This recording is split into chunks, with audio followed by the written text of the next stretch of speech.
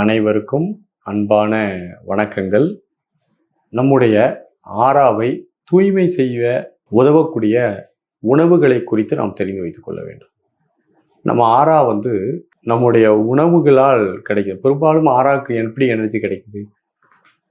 நம்ம சாப்பிடக்கூடிய சாப்பாடு வயிற்றுக்குள்ளே போய் அரைச்சி ரசமாகி, இரத்தமாகி, கொழுப்பாகி, எலும்பாகி, மஜ்ஜையாகி, ஜீவனாத வித்து குழம்பாகி, அதிலிருந்து தூய சக்தியாக தேஜஸ் ஓஜஸாக பிரிந்து நம்முடைய ஆறால சக்தி கூடுகிறது. இது ஒரு நேச்சரான உணவு மூலமாக நம்ம ஆறா டெவலப் ஆகுது. நாம் சுவாசிப்பதன் மூலமாக அதிகமான காற்று பிராணவாயுவை சுவாசிப்பதன் மூலமாக ஆறா டெவலப் ஆகுது. நீர் குடிப்பதன் மூலமாக டெவலப் ஆகுது. சூரிய ஒளியின் மூலமாக ஆறா டெவலப் ஆகுது. நாம் தியானம் யோகம் முறைகள்லாம் நல்லா பண்ணும்போது ஆறா டெவலப் ஆகுது. நம்முடைய மன அலைச்சலும் உடல் அலைச்சலையும் குறைத்து உடலாலும் மனதாலும் ஓய்வாக இருக்கும்போதும் ஆறா நமக்கு நல்லா டெவலப் ஆக ஆரம்பிக்குது. இப்படி ஆறா டெவலப் ஆகும்போது நமக்கு எதிர்மறை உணர்வுகள், நெகட்டிவாக யோசிக்கிறது, பயப்படுறது, பதட்டப்படுவது, மரபு சார்ந்த விஷயங்கள்லாம் நமக்கு சில குணங்கள் உணர்ச்சிகள் வரும். ஒரு வகையான பதட்டம் வரும். இதன் காரணமாக நம்ம ஆறா என்ன செய்யும்னா நெகட்டிவாக மாறும். அதாவது ஆன்டி நேச்சராக இருக்கும். நம்முடைய இயற்கையான ஆறாவிற்கு எதிரான சில உணர்வுகள் ஏற்படும் போது அது ஆறால அழுக்கு பிராணனை உருவாக்கக்கூடிய ஒன்றாக இருக்கும். இப்போ நம்ம யோக பயிற்சிகள் இதெல்லாம் செய்யும் போது நம்மளுடைய ஆறா நமக்கு தூய்மை அடைந்து கொண்டே வரும். ஒவ்வொரு நாளும் தியானம் டீப்பாக பண்ண நம்முடைய ஆறா தூய்மை அடைகிறதுக்கு இயற்கையானது. அது ஒரு பக்கம்.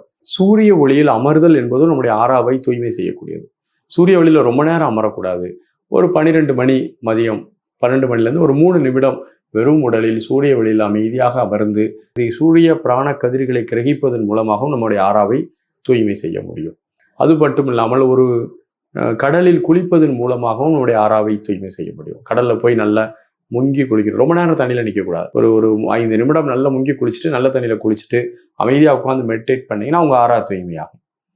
நம்முடைய பாரம்பரியமான முறையில் வேப்பிலை போன்றவற்றை வைத்து மந்திரிக்கக்கூடிய முறைகளிலும் நம்முடைய ஆறா தூய்மையாகும். மயில் தொகையை வைத்து நம்முடைய ஆறாவை நீவி விடுவதன் மூலமாகவும் ஆறா தூய்மையாகும்.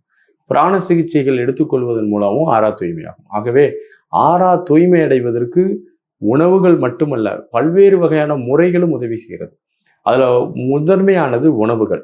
முளை கட்டிய தானியங்கள், தேங்காய் போன்ற உணவுகள், இயற்கையான முறையில் குளிர்ந்த இயற்கையான நீர்கள், அது மட்டும் இல்லாமல் வேக வைக்காத காய்கறிகள், நச்சு கலக்காத பழங்கள், இயற்கையான முறையில் விளைந்த பழங்கள், இயற்கை நாட்டு பழங்கள் என்று சொல்லக்கூடிய கொய்யா, அது போன்ற பழங்கள் நமக்கு ஈஸியாக கிடைக்கும். கொய்யா கிடைக்கும், நம்ம வெள்ளரிக்காய் கிடைக்கும். இது போன்ற தூய்மையான முறையில் விளைவிக்கப்பட்ட உங்களுடைய கண் பார்வையில் விளைவிக்கப்பட்ட அந்த உணவுகள் அனைத்துமே உங்களுடைய ஆறாவை மேலும் தூய்மை செய்யக்கூடியதாக இருக்கிறது. ஆறாவுக்கு ஊட்டம் கொடுக்கக்கூடியதாகவும் இருக்கிறது. வாழ்த்துகள். நன்றி, வணக்கம்.